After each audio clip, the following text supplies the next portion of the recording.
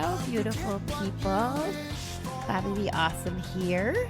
It is April 7th. I think we're on episode 43. Wow. Practically doubled in a month. See what a pandemic will do, I guess. All right, here's today's reading. If you're willing to open yourself up to the miracles of each day will be a miracle. By Catherine L. The morning light trips into the room and gently warms us. Slowly, we return from the world of dreams and begin a new day. How can we doubt that there is a power greater than ourselves? Each day, there is a multitude of little miracles that remind us if we take the time to notice. During recovery, we learn to wrap our minds around the idea of a higher power. It truly is an awakening, a coming to after years of fog and blackouts. Our grandiose, self-centered life was like a dream. Then sobriety, a gift from God, slowly crept into our world. Very much like waking from sleep, we began to open our eyes, see the real world, and open ourselves to the joys and opportunities that awaited. Now that we've been awakened, we need to keep our eyes open, to listen to the direction and guidance from this power greater than ourselves. The answers are there if you're willing to stop, look, and listen.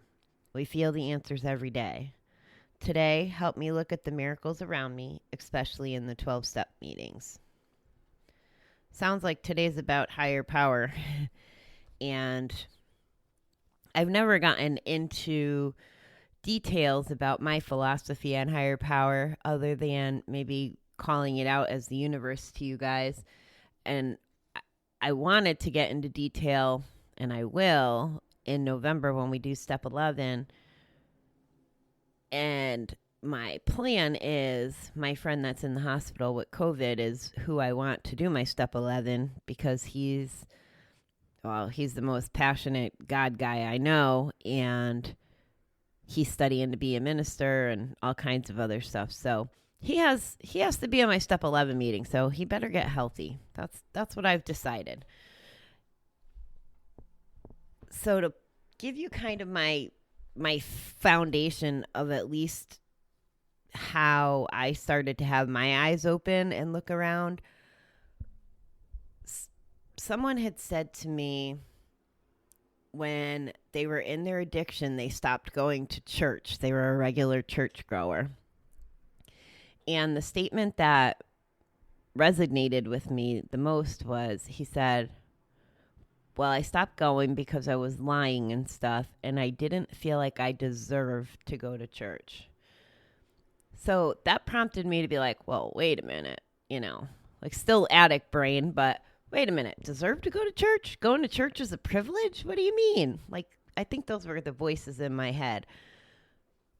So I started going, and part of my rules, my own recovery rules for myself are, I have to try things 3 times before making a decision about whether or not I'll keep doing them beyond the 3 times. But I can't just go once. I can't just go twice. I have to go 3 times because different days, different moods, different experiences, all that. So that's what I did with church. And it was January of 2019 that I started going after hearing that statement, because I think that statement was made in December of 18, to be honest. So I was like, okay, I'm going to go check this out, just based on that statement.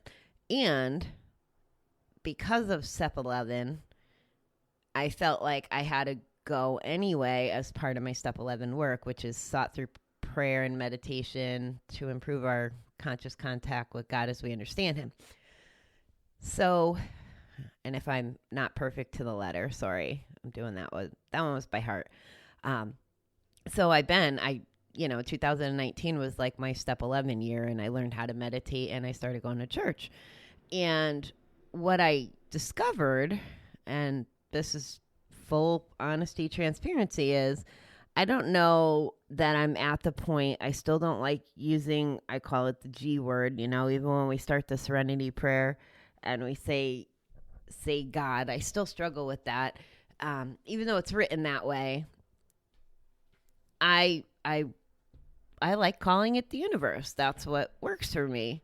And at the end of at the end of church every week, Pastor Buddy kind of raises his hand and has this whole prayer that you say at the end, which basically in my mind means I'm all in, or that's what the people are saying, that they're all in and they believe this God stuff.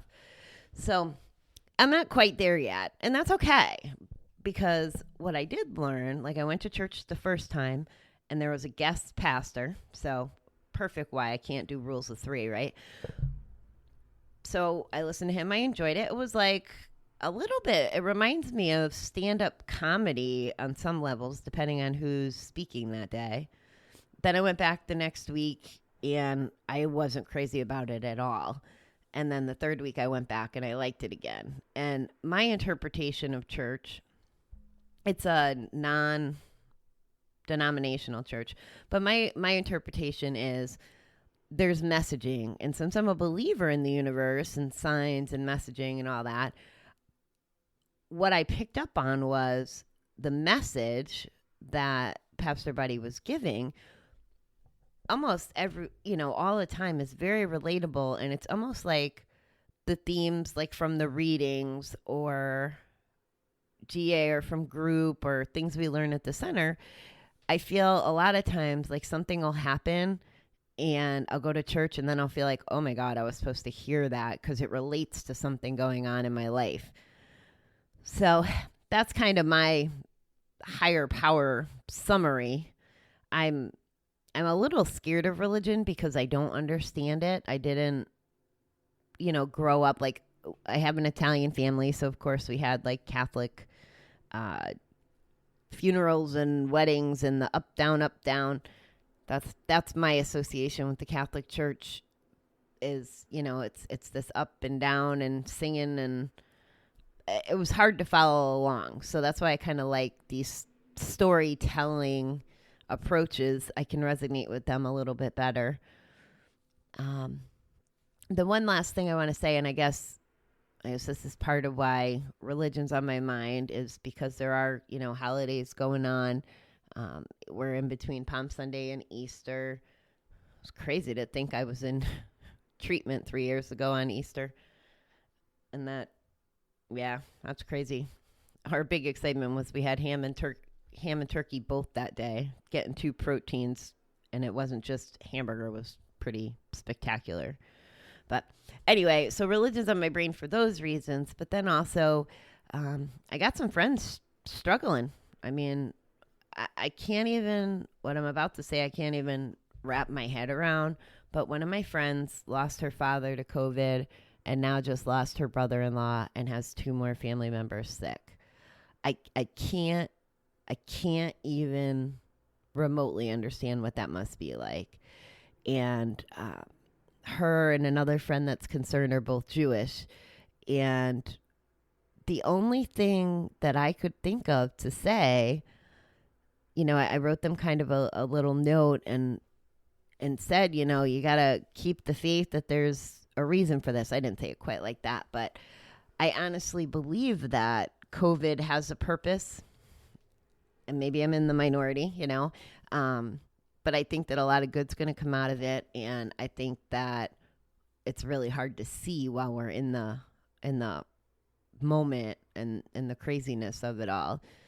But I did find, the moral of the story is that I did find that was where I went to mentally to show support and try to offer a little bit of comfort in that crazy situation was, to higher power.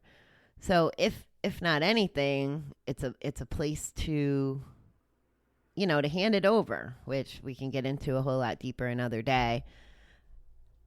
And downloading and not carrying the burden alone, especially as an addict, but for anybody right now, going it alone is not the way to go, in my opinion.